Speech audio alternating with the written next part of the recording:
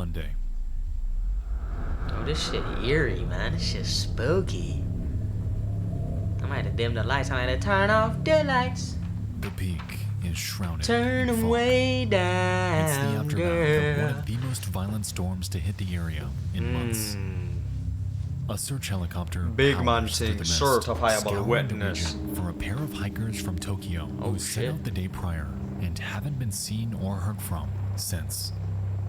Fuck. This hunt has been ongoing for hours, sunlight dwindling as search teams comb every crevice, yet find no trace of anyone around. But as nightfall takes its grip, enveloping the area in complete blackness, suddenly, something strange enters their view. Damn. Just south of Mount Asahi Dake, a crudely constructed, massive SOS sign beckons from a clearing. It's undeniable that the missing hikers have made this, and it's a damn good thing they did, because with conditions like these, finding them otherwise would have been nearly impossible.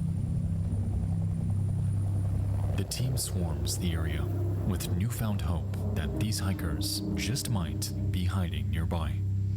This is fucking They great. This is search great, man. and search The editing and the search eeriness is fire. until finally Ooh. they find them.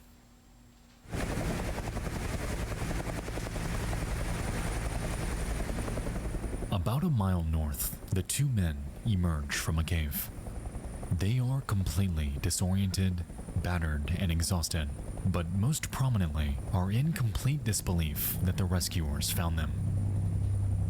As they're pulled up, What, they into gonna the tell me they aircraft, didn't make the search SOS team on? reassures them that they're gonna be okay before commending them on their efforts while out there. "We couldn't have found you without your help," they claim. "You guys did a really great job building that sign." They didn't build a sign. The What men sign? pause for a minute, visibly confused.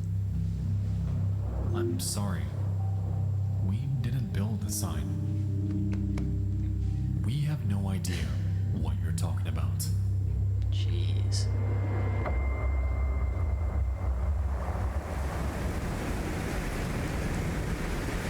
Okay, this is off the start. This is pretty good.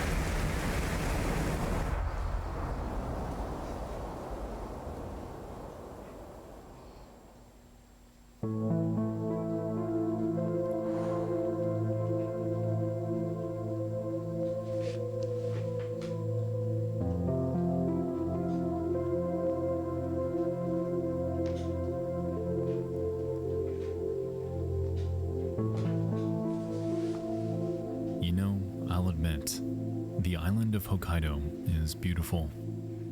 It's a landscape adorned with volcanic mountaintops, trails with serene views, and a multitude of steam vents giving the area an almost dreamlike aesthetic. It's no wonder that it's one of the most popular hiking spots in Japan, as no matter what time of year you go, you're bound to have an experience you'll never forget. From the summit of Mount Asahi Dake, it was 2.6 miles directly south where the SOS sign awaited. Resting in a relatively flat wetland, it was constructed with 19 cleanly cut birch tree logs, each measuring at around 16 feet long. Interestingly, the deviation down here is considerably longer than the main hiking trail on the mountain, making its existence entirely perplexing. As far as it's known, there are no trails south of this mountain, implying that whoever built it had to have made their diversion from the north. A detour littered with steep cliffs, a dense forest, and even the turbulent Chubetsu River. At this point, it's completely unknown how this person got here, and for Japanese police, it was undeniable that a mystery was brewing on the mountain. Someone is still out there, likely pleading for help. Damn. Or they could be dead. Hopefully not. Yo, you gotta chill out. That's a little spooky. Now you gotta chill out with that shit, man. You gonna catch me off guard. Can't be jumping on the video, bro. You feel me? one day later, They did a great fucking second job team with was this like dispatched digital to visual probe the shit, area man. for any This shit's signs of outstanding. hikers in distress. This time, with emphasis on the wetland the sign sits in. And while they all held out hope of finding someone still alive, unfortunately, just a few short hours into their search, they'd uncover quite the contrary. Oh. Hidden near the SOS sign are scattered human remains covered in bite marks from wildlife, and nearby, a backpack containing various items. A Sony Walkman, 4 cassette tapes, toothpaste, a bar of soap, and a towel. Does it? You think they At want to first hike too? Why they glance, taking it's toothpaste? obvious that the belongings in the human bones are connected. However, a curious question lingered in everyone's mind. How did this person with enough energy and strength to build an SOS sign out of 19 massive logs allow themselves to die in nature? For the rescue team, nothing further was discovered that day. For what it's worth, though, this seemed like a pretty open and shut case. Locals have claimed that the weather on this mountain is volatile, with thunderstorms rolling in with hardly any notice. Perhaps this person got turned around, mistakenly made their way down here, Damn. and spent their final days awaiting help that never came. The sight at the SOS sign and the story it tells is grim, but all things considered, this case, again, seemed relatively straightforward. Someone passed away here and built an SOS sign before it happened. The only question really was, who was it? And how exactly did they get here? No ID in the backpack?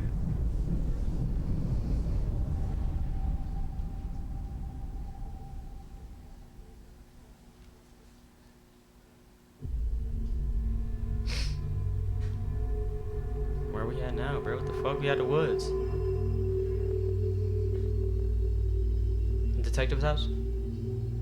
2 days pass, and examiners from the Asahikawa Medical University notify Hokkaido police that the human bones belong to a female.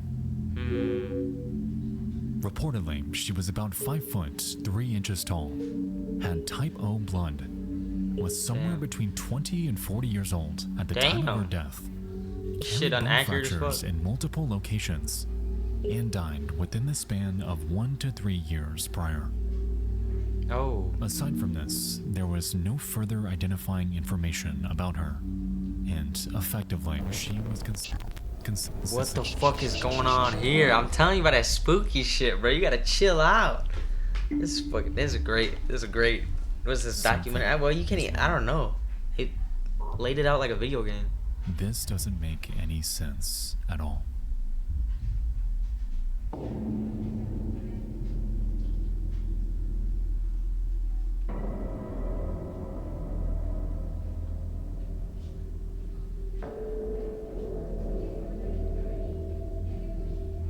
Upon calculating the weight of the SOS logs by utilizing numerous wood weight charts online, I found that 16-foot segments of birchwood weighs anywhere between 150 and 400 pounds each, depending on diameter. Multiply this by the 19 segments this sign is comprised of, and we have a whopping total range of 2,850 and 7,600 pounds of total weight making up this sign. Well, I'm assuming she With this had to move information, them one by we're left one, to and if she assume dragged that a them, 5'3" female it wouldn't with be that fractured wild to bones think about. had the energy and strength to not only Wait, cut they were down fractured 19 prior? massive trees with tools that were never found, but also had the stamina to transport anywhere between 1 and 3 tons of weight completely by herself. Let's not forget, either, that all of this was done after taking a treacherous 2.6-mile diversion down the south side of a mountain, undoubtedly causing considerable exhaustion from the elements. Without help, constructing this sign alone is an You think she saw the extraordinary clearing feat, from all the a way feat up there that and doesn't figured I add gotta up get there, given so the it's like context easier here. to spot? So was this person actually alone? 'Cause Or why was else would there you make the perhaps trail down? Someone else. Yeah, you'd feel like somebody'd be That died chasing her there at that with point, her. no?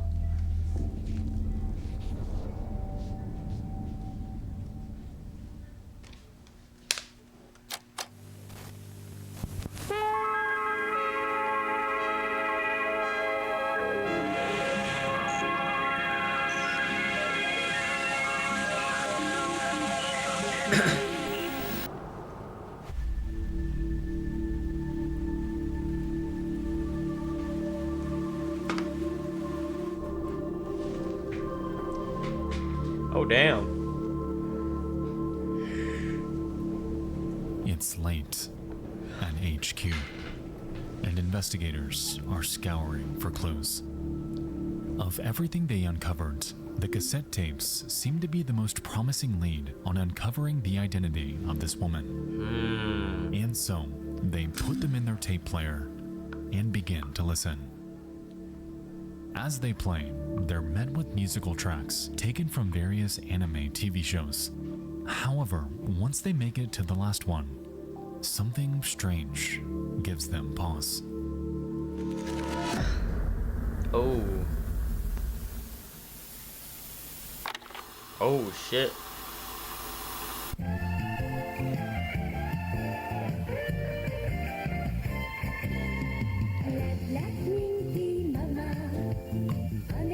Oh, that's how.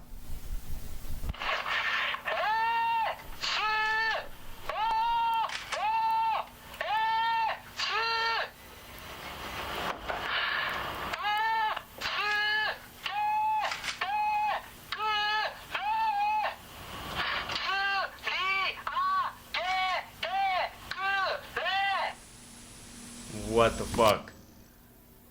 That was a bop too. I was vibing, man. What the fuck is that? Despite the voice being female, the voice on this recording, clearly in distress, belongs to a man.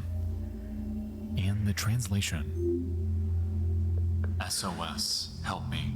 I'm stuck on the cliff. SOS, help me. I'm at the location where I first met the helicopter. The Sasa is deep and I can't climb up. Please pick What me is up Sasa? I'm not gonna lie, you heard it sounded like a gun was something was clicking in the back.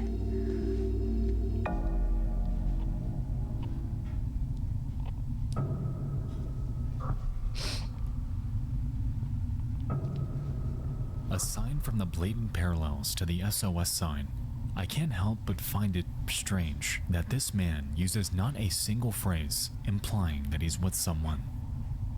I don't know about you, but if I were stranded somewhere I don't with know about another you. person, I'd Alright. plead for someone to help us, because we are the ones stuck here. In this recording, though, it sounds as if he's completely alone, unaware that a female is stranded in the exact same area, almost like, to him, this female doesn't exist. The woman who the bones belong to and the man who the voice belongs to almost exist in a vacuum. Remnants of two people discovered in the exact same Where I spot, first met the completely unaware helicopter. of the other's existence. The only thing tying them together, So the bag doesn't belong. an SOS sign nearly impossible her, it belongs for to one him. person to build, and whispers of an agonizing death. A sight of demise that we are I'm years stuck too on the late cliff where I first met the helicopter. What the fuck?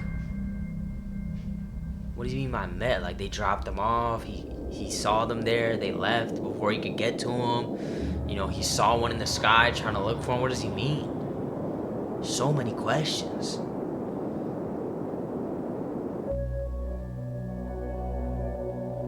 Could you imagine being in the 80s, bro, and you taking, you know what I'm saying, you making beats, you gotta take a Fascinated sample by off the this TV case, with the a cassette. Japanese reporter named Koyo Abaratani sets out to the site of the SOS And he sign finds in the search of mailbody. any clues the police may have overlooked. While uncovering anything new was one hell of a long shot. Surprisingly, after they dug through some tree roots, they actually uncovered something. Uh-oh. Just 165 feet north of the SOS Truck? sign and Oh. hidden under foliage was a large hole containing various belongings. 2 cameras, a notebook, and most prominently, An ID. a license. That's banging. This ID belonged to a man named Kenji Iwamura, someone from Kanan City in southern Japan, over 800 miles south.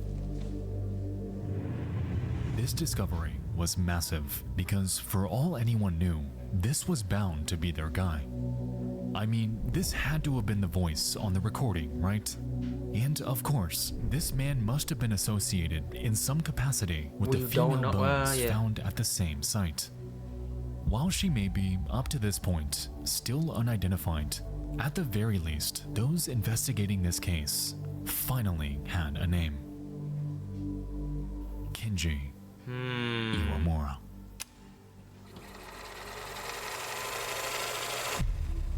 "5 years earlier." I should have been reading them bitches out the whole time. It's the middle of summer, and 24-year-old Kenji Iwamura sets out for Mount Asahidake for a short hiking trip. He arrives at a small mountain lodge at the base of the summit and only plans to be there for a couple nights. Later on, he informs the hotel owner that he's embarking on a hike, ignoring warnings of a storm that would hit the area that night. Hesitant, the owner agrees, and so Kenji sets off from the hotel lobby and embarks into the great unknown.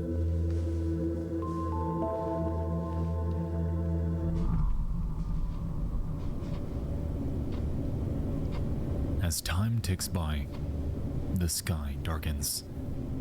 The hotel owner becoming increasingly anxious and with no way to contact him to confirm how he's faring in this unstable weather. Hours pass without a word from him. The storm comes and goes. What the fuck? He doesn't call the cops? The clock approaches. Days pass without a word from him. Weeks come and go. Kenji Iwamura never turned up. He was never seen again.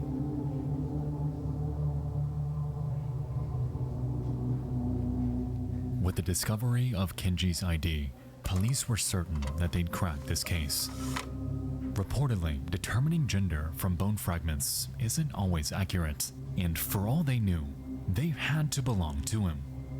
Nah. From here, they tracked down and contacted Kenji's family, believing that this was the final piece of verification they needed to close this case. Their confidence was at an all-time high, catalyzed by his parents later claiming that he was an avid fan of anime and that the backpack they uncovered indeed belonged to him. And so, at last, the police played the cassette tape for them, certain that they'd recognize the voice of their son. And as fate would have it, by the grace of God, they didn't recognize this voice at all. Jeez. They have no idea who this person is. What the fuck? But even at that point, you couldn't just count it all out. Like, you can just say, yeah, it's his bones. His ID was found in one bag a little ways away, and then his cassettes in another bag. You know, by the SOS sign. You know what I mean? And then the fucking cassettes talk about, I met a chopper. Like, you're just gonna ignore that and be like, yeah, well, it's his bones, you know? Shit, he got lost. Simply ran with it. It took just 11 days for them to close this case. And to this day, the mystery surrounding the SOS sign has been cast into the void of history. Solved to them, yet completely bewildering to the world surrounding them. Nah. By 1990, the bones were re-examined, and the consensus underwent a surprising change. Reportedly, they never belonged to a woman with type O blood, but rather a man with type A.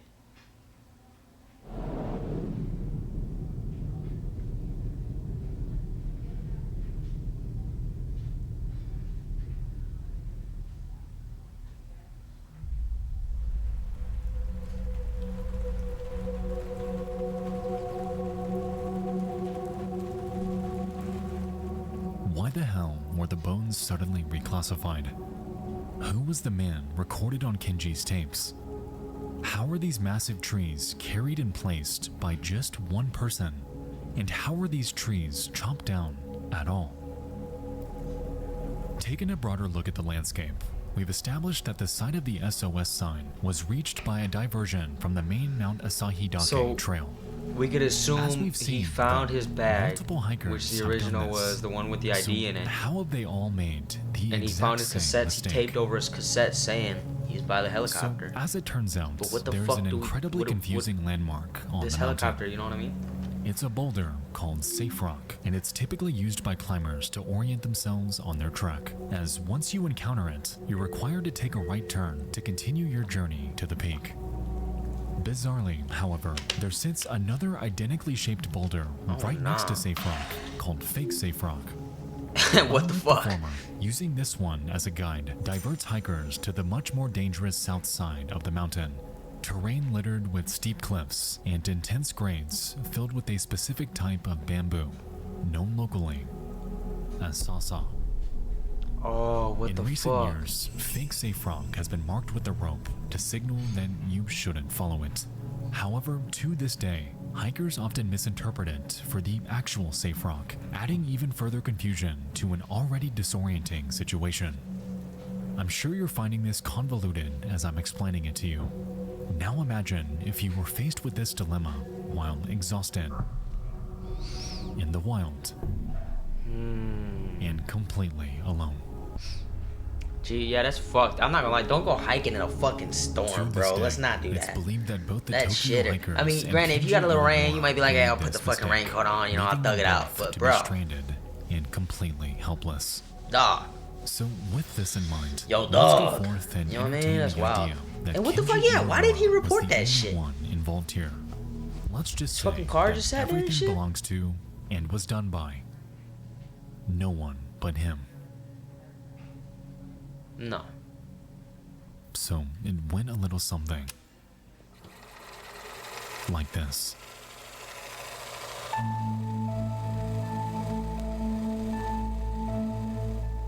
Kenji Iwamura begins his trek from the launch and makes his way up the Asahidake Trail. I Because don't of the see how they're impending getting storm, that off, it's bro. possible that there were Like, a how are few you that hikers bad up off? on the mountain. Like a 5'3" He makes his woman journey with all type the way O up blood. before the How do you sky fuck up the darkens blood? Nah, and that's dense bullshit, fog dog. They're rolls trying to in. cover it up. They're trying to say, "Hey, we fucked up." He encounters But they're gonna the be like, fake "Oh, Safe no, we Rock, fucked up back then. confusing We ain't each fucking up from now." everyone You know what I mean? and Like, makes a right turn, we were right the whole time. leaving We just, you himself. know, misunderstanding.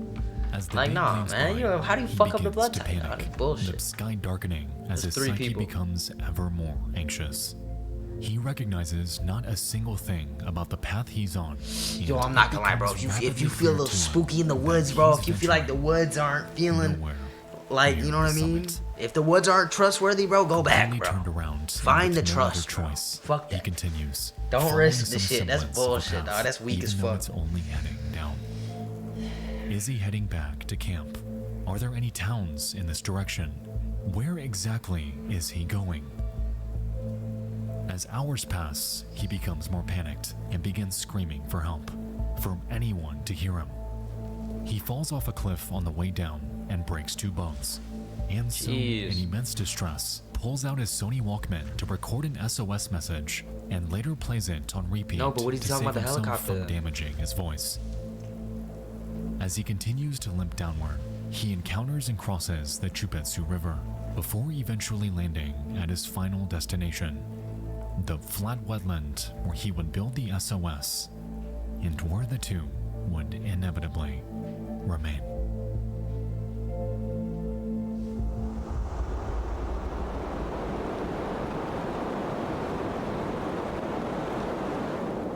You know, on the surface, this theory makes sense.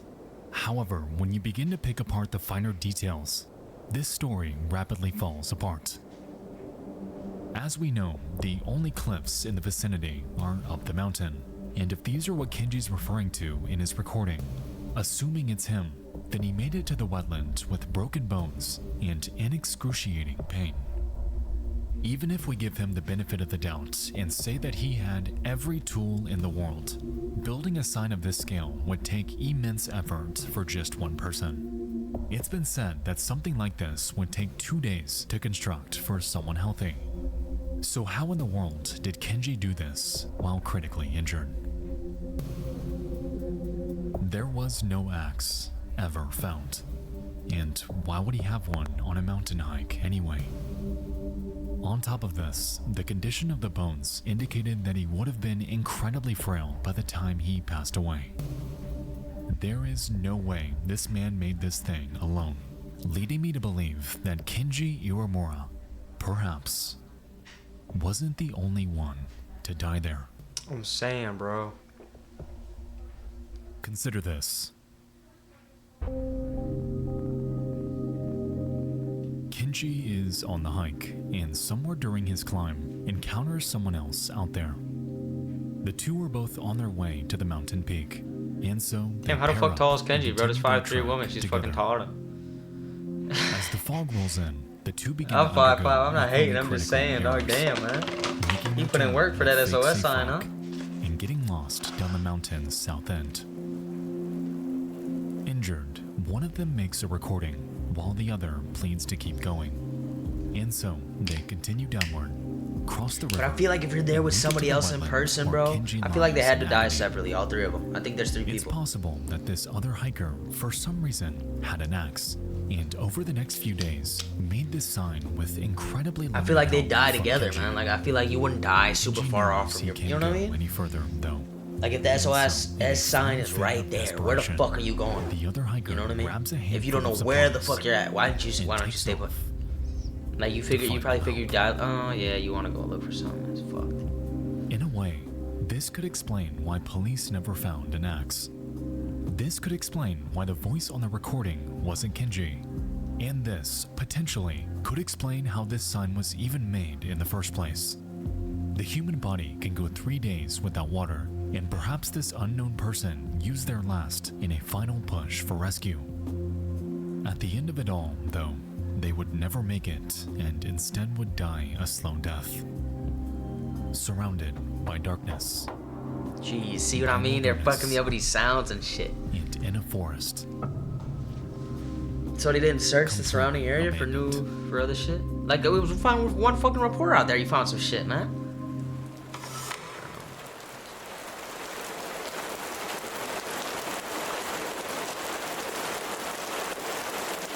Turn this shit down. Perhaps their body is still out there, but we just haven't found it yet. It's a tragic end to someone who may not even exist, but goddammit, it's the only way this story makes That shit any doesn't make sense. sense, bro, because the helicopter, what the fuck are we... Kenji Iwamura had to have gotten help from someone else on the mountain that night. There is just no way in which he couldn't have.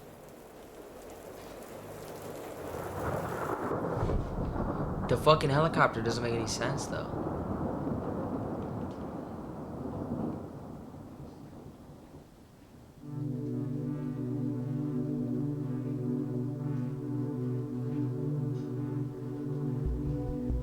I refuse to believe that there was just one person on Mount Asahidake that night.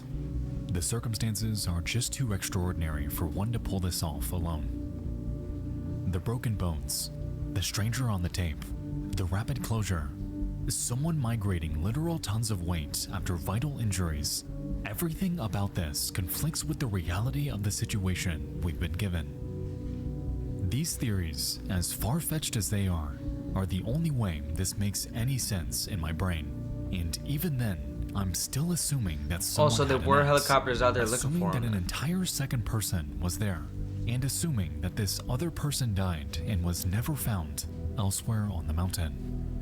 No matter which way we approach this, nothing makes sense without drawing vectors to things that may or may not have happened. And to me, that's what makes this incident so incredibly perplexing. The man on the recording never stated that he was with someone.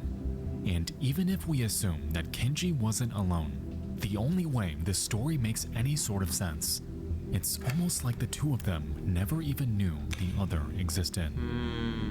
It's like two people encountered the exact same spot, just on completely different timelines.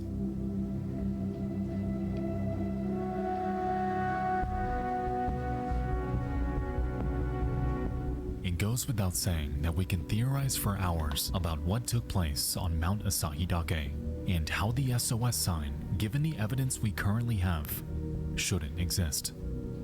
But out of everything, The one detail that haunts me most about this is the simple fact that Helicopter. at the end of everything, the police have never formally identified the bones as belonging to Kenji.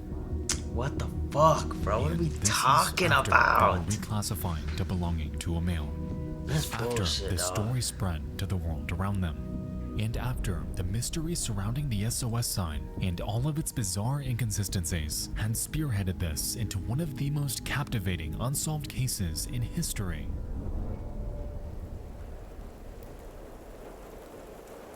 There has never been an official answer as to who the bones belong to. And to this day, nobody knows To when this the day. SOS sign was made. And who in the world built it. See, the motherfucker get quiet just to come with some spooky shit. I'm knowing. From Nexpo with love. Alright, that's the end. Don't hit me with a jump scare, bitch. Alright, that's fucked, bro. Nah, that helicopter seems a little weird to me, bro. That helicopter shit, man. I don't know. I don't know about that one, man. I don't know. I don't know. This shit was outstanding, though. That shit was crazy fire by Nexpo, man. What else does he got? He got some shit, huh?